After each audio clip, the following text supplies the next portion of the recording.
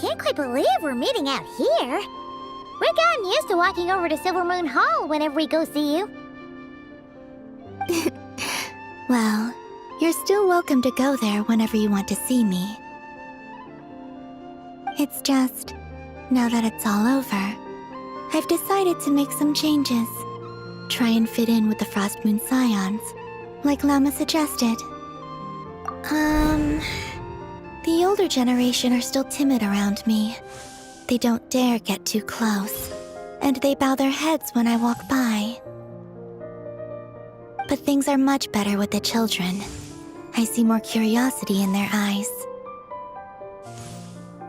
Hopefully, by the time the next Moon Prayer Night comes around, I can enjoy the festival with them as myself, without having to pretend that I'm only dressed up as the Moon Goddess. You'll do fine, Colombina. Paimon's sure they'll realize you're super nice once they get to know you better. You really think so? When we first met, you thought I was a little up in the clouds. We were just starting out then, come on! So Llama told you, huh? I'm only teasing.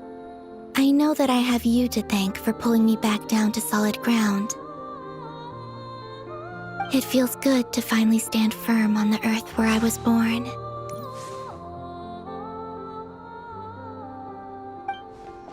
Oh, that's great!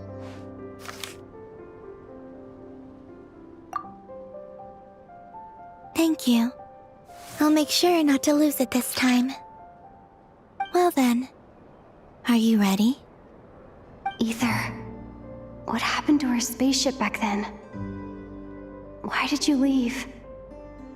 It's time to learn the truth at last. I'm ready as I'll ever be. Good. Then let me open the way for you.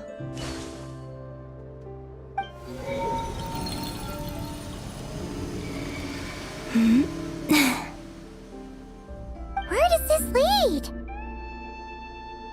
To our shared destination. Huh? Do you remember me telling you about my missing prologue back when we just met? I said that my story began on the moon. But while I was inside the moon's reflection, I realized that my prologue was really hidden in the future. I just had yet to discover it at that point. The story of the time before I was born was in fact the story of my distant future. It's truly fascinating. But when I obtained the Trilunar Authority and returned to our present reality, I sensed something I hadn't expected. Your prologue. So you mean... Yes, your spaceship. All this time, it has been hidden on the Frost Moon, which lay beyond the sky.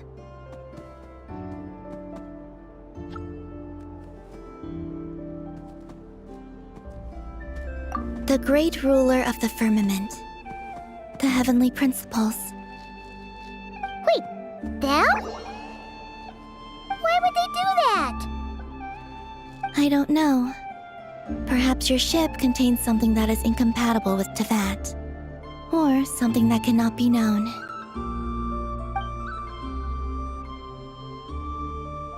Oh, did I pick a bad time to say this? I know it must have been hard to work up the courage to do this. Maybe I should have waited until you were on the moon, with no chance to back out. That would have been kind of mean, you know.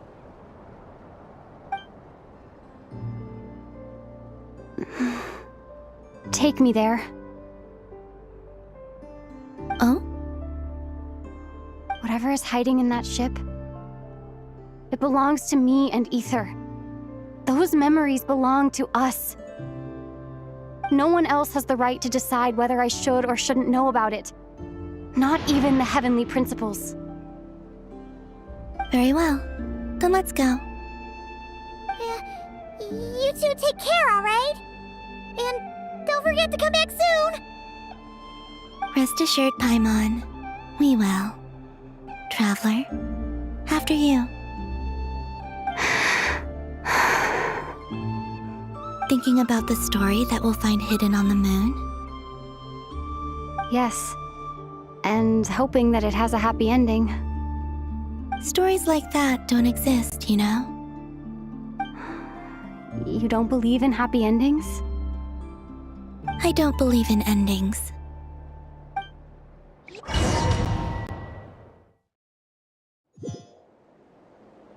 Where am I? This is the pathway I built between Teyvat and the Frost Moon. The moon is very far away from us, so it could be a long journey.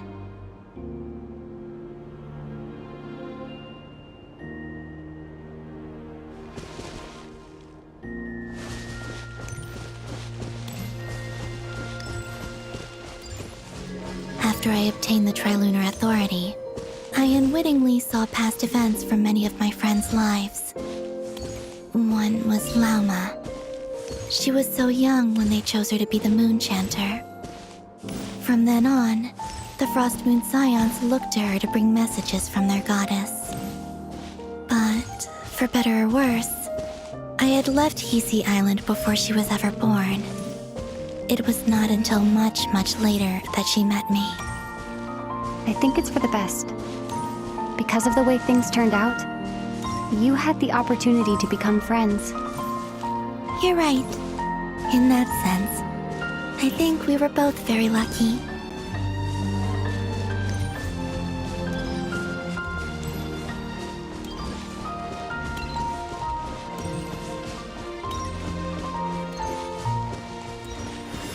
Oh, and about that mage, Nicole. I only recently learned that she has lived in Teyvat since the time of the Three Moon Sisters. The Moon Goddesses always had a good relationship with the angels. I suppose our friendship continues that tradition.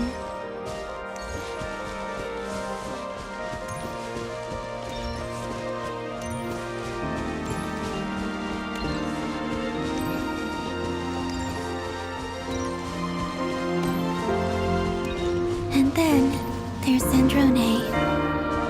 I never knew that much about her, beyond the fact that she was created by someone called the Lord Artificer.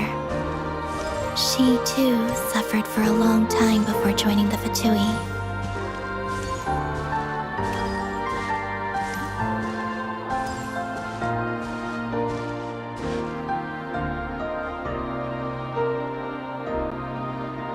How I wish I could talk to her again, even if only to hear her say nasty things to me.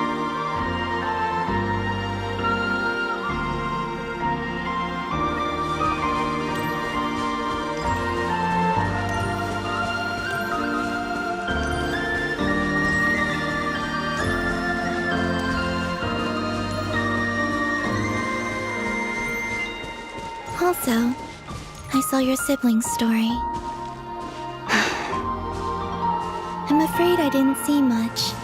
It seems that he rarely came to the surface, where the moonlight shines. But I did notice that back when you first set out on your journey, he would often appear nearby, gazing at you from afar with a guilty look in his eyes. Ether. Let us speak no more of the past. I probably shouldn't reveal so much about my friends. It's not my place. Let the moonlight carry us forth. We are very close now.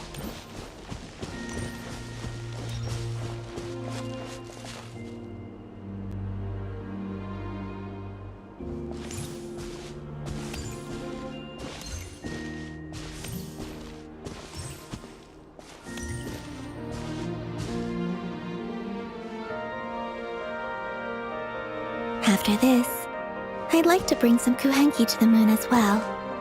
If they're willing, of course. What about your other friends? Will you bring them to visit too? Certainly. But I'll need to tidy the place up first. This home hasn't received any guests in a long, long time.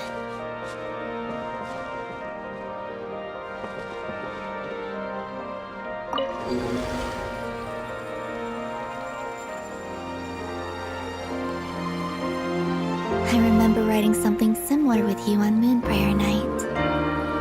I believe it was called... Dodoko's whirligig. Yes, that was it. You asked me if I was afraid to return to the moon, and I said that I was. The idea that I had gained something precious, only to lose it so quickly. That frightened me. But I'm not afraid anymore. Besides, this time, we're traveling together.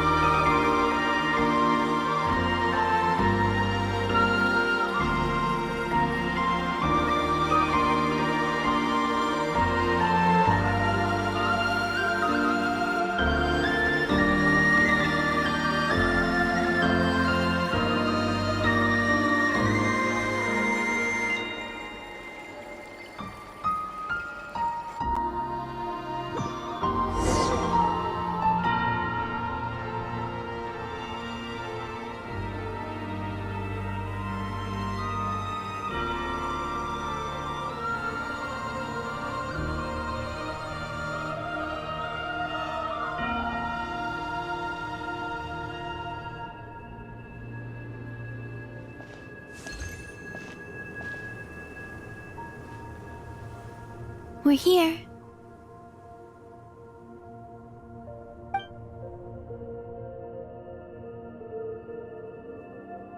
Over there.